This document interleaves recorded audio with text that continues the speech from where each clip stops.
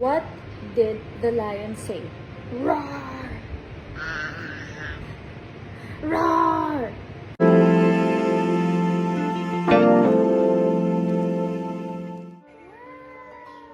It's Papa! Yay! Watching! Okay, enough na. Ibinahagi ni Jessie Mendiola ang kanilang ginagawa ni Baby Peanut habang nasa trabaho itong si Luis Manzano. Bago ang lahat, huwag niyong kalimutang mag-subscribe at pindutin ang notification bell para maging updated sa ating mga susunod na videos. What did the lion say? Roar! Roar! Ang kulit nga sa video nitong si Mommy Jessie Mendiola at nilalaro nga niya itong si Baby Peanut.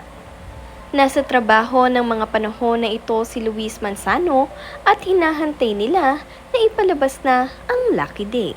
Kaya naman bago ang palabas ni Daddy Luis ay nagkulitan muna ang mag-ina. Sabi nga nitong si Mommy Jessie, "What did the lion say, Peanut?"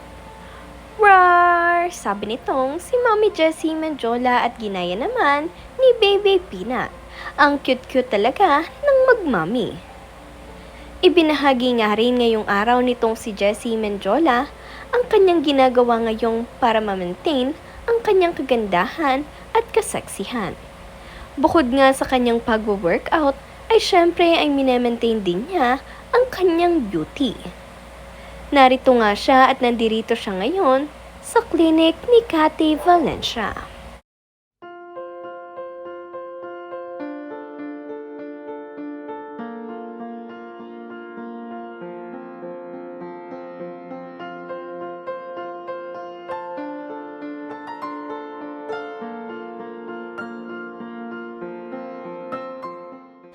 Dumalaw nga rin ngayong gabi sa bahay ni na Luis Manzano at Jessie Mendiola ang kanilang kaibigan na si Ann.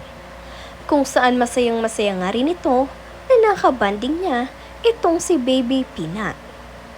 Sabi naman nga nito sa kanyang post, "Always so busog from dinners with the How-Hows. So happy I finally got to see and catch up with and learn from you guys. Time flies so fast nga.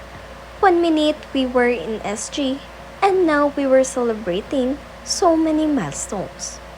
Thank you for a happy dinner and for my gifts and food.